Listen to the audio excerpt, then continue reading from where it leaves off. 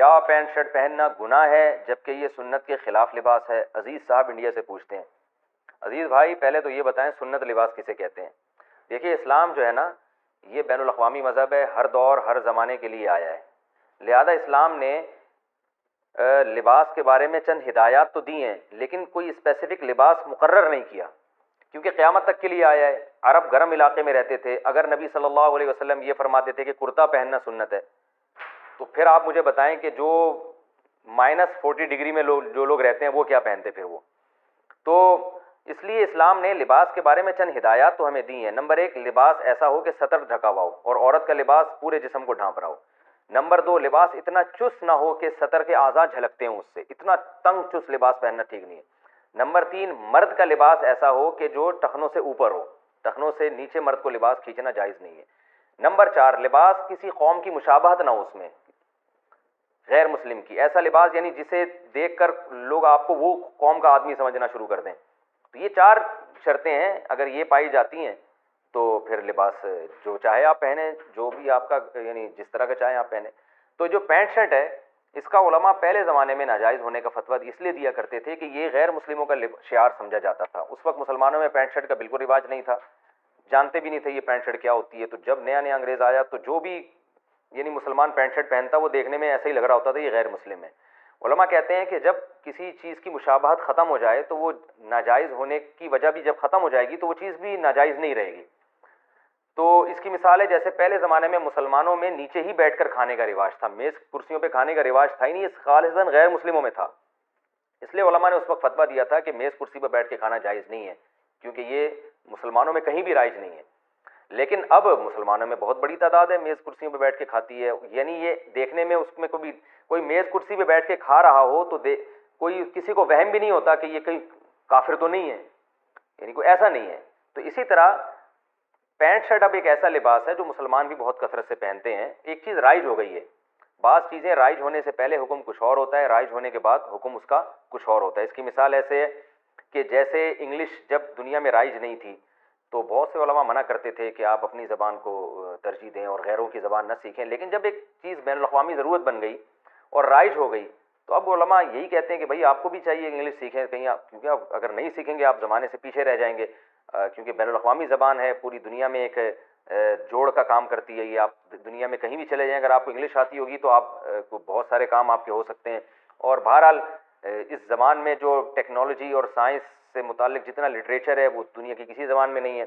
تو یہ جو ہے نا کچھ شریعت کے احکام ایسے ہیں جو زمانے کی تبدیلی سے چینج ہو جاتے ہیں. تو اس میں پینٹ شرٹ بھی ہے، پوری دنیا میں پہنا جا رہا ہے. میں نے بڑے بڑے علماء شام کے علماء جو ترکی میں نے دیکھا ہے ان کو، وہ پینٹ شرٹ پہنتے ہیں، وہاں کا لباس ہی ہے، وہ حالانکہ بڑے پرہیزگار علماء ہیں. تو اس لیے اس کو اب ناجائز نہیں کہا جا سکتا. البتہ یہ ضرور ہے کہ مسلمانوں کا ہمیشہ سے لباس ڈھیلا ڈھالا رہا ہے. ایک مخصوص جیسے جبہ ہے یا شلوار قمیض ہے یا اس طرح کا جو لباس ہے وہ رہا ہے. اور علماء صلحاء میں بھی اکثریت کا لباس وہ جبہ یا شلوار قمیض یا شیروانی یہ لباس رہا ہے. تو علماء کہتے ہیں کہ افضل یہی ہے کہ وہ لباس اختیار کیا جائے جو کسی قوم میں، اس قوم میں علماء میں جو رائج ہو، یعنی صلحاء میں نیک لوگوں میں جو لباس رائج ہو اس کو بہرحال ترجیح دینی چاہیے، کیونکہ وہ نیک لوگوں کا بہرحال شعار ہے. تو ٹھیک ہے پینٹ شرٹ اب کافروں کا شعار نہیں رہا، لیکن شلوار قمیض بر صغیر میں یا جبہ وغیرہ بر صغیر میں نیک لوگوں کا بہرحال ایک شعار بہرحال ہے. تو افضل بہرحال یہی ہے، بہتر یہی ہے کہ آپ اپنے قومی لباس کو آپ ترجیح دیں، اپنے قومی تشخص کو برقرار رکھیں.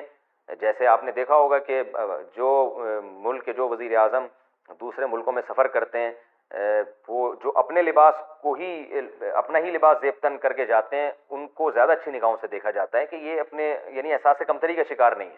ہمارے ایک دوست ہے جاپان میں، وہ مجھے انہوں نے واقعہ سنایا کہ میں شلوار قمیض میں، شیروانی میں اور جو ایک پراپر ڈریس پاکستانیوں کا ہوتا ہے اس میں تھا. تو ایک جیپنی لڑکی آئی، اس نے مجھے کہا کہ تم اس لباس کو چھوڑنا نہیں.